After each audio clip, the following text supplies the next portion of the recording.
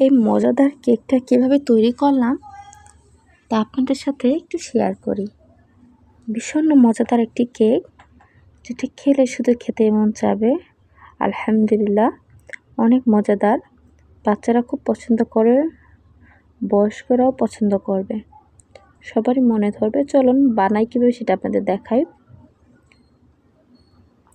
তো এখানে নিয়েছি ভ্যানিলা এসেন্স, বেকিং পাউডার এবং 3টি ডিম, 1 কাপ ময়দা, 1 কাপ চিনি। তো প্রথমে কি করব, প্রথমে আমরা একটি ছাঁকনিতে 1 কাপ ময়দা আর বেকিং পাউডার 1 চামচ, এটা 1.5 চামচের একটা চামচ, এটা দিয়ে নেব। দিয়ে ভালো করে ছেঁকে বাটিতে প্রথমে আলাদা করে নেব, তাহলে কাজ করতে সুবিধা হবে। তো তার পাশে আমি এখানে দিয়ে দিলাম 2 চামচ গুঁড়া দুধ। যদি থাকে তাহলে দিবেন, না থাকলে কোনো দরকার নেই। তো প্যাচুলা দিয়ে হচ্ছিল না, হাত দিয়ে করে নিলাম। তো সুন্দর করে ছেঁকে নিলাম। আশপাশটা পড়েছে, আমি এটা প্রথমে পরিষ্কার করে নিই, তারপরে পরের কাজটা আমি শুরু করব। দেন এখন আমি ডিমগুলো 3টা দিয়ে আমি ভেঙে নিয়েছি। চাইলে কুসুম আলাদা করে নিয়ে যায়, আমি একসাথে দিয়ে দিয়েছি। তো প্রথমে এটা আধা কাপের আপনার এটা ছিল চামচটা, সরি এটা কী যেন বলে এখন মনে আসতেছে না, যে কাপ, হ্যাঁ কাপ। তো আমি এখানে 2 কাপ চিনি দিয়ে নিয়েছি আর ভালো করে মিক্সচার দিয়ে মাখাই নিব, যে পর্যন্ত চিনিগুলো গলে না যায়। চিনি থাকতেই কিন্তু এখানে কোনো ময়দা অ্যাড করা যাবে না, কারণ না হলে পানি ছেড়ে দেবে। তো সুন্দর করে যখন ব্লেন্ড করা হয়ে গেল, কোনো আপনার চিনির লাম্পস ছিল না, তারপর আমি এখানে 1 কাপের একটু কম সয়াবিন তেল দিয়ে নিয়েছি। কেউ চাইলে এখানে বাটার গরম করে মেল্ট করে তারপর দিতে পারেন। তারপরে দিলাম ভ্যানিলা এসেন্স আধা চামচের মতো দিয়ে নিলাম। তো সবগুলো মাখায় নেওয়ার পর আমি ধীরে ধীরে ময়দাগুলা, বেকিং পাউডার মাখানো যে ময়দাটা, সেটা আমি 2 ভাগে দিয়ে দিব।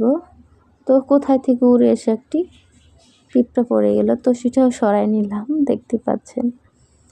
তো সুন্দর করে আমি মাখাই নিলাম, এদিক ওদিক করে। বেশি ঘুটা দিবেন না, যে কোনো এক দিক থেকে চেষ্টা করবেন ডোটা মাখানোর চেষ্টা। তো আমি এখানে একটু তাড়াতাড়ির জন্য একটু টেনে দিয়েছি, যে আপনাদের বুঝতেও সুবিধা হয় আর দেখতেও তো বিরক্ত না লাগে। দেন তারপর আমি মোলটা আসলাম, এই মোলটাই বানাবো। তো এখানে চারপাশে আমি একটু তেল দিয়ে ব্রাশ করে নেব, যেন কেকটা সহজে উঠতে পারে। তো আমি একটা পেস্ট দিয়ে নিয়েছি। তো পেস্টের মধ্যে ভালো করে তেল ব্রাশ করে নিয়েছি আর সুন্দর করে সবগুলো ঢেলে দিলাম। তো ঢেলে দিলাম, আপনার প্রেসার কুকারে বসিয়েও দিলাম। আর এটা হতে আমার প্রায় 40 মিনিটের মতো সময় লেগেছে।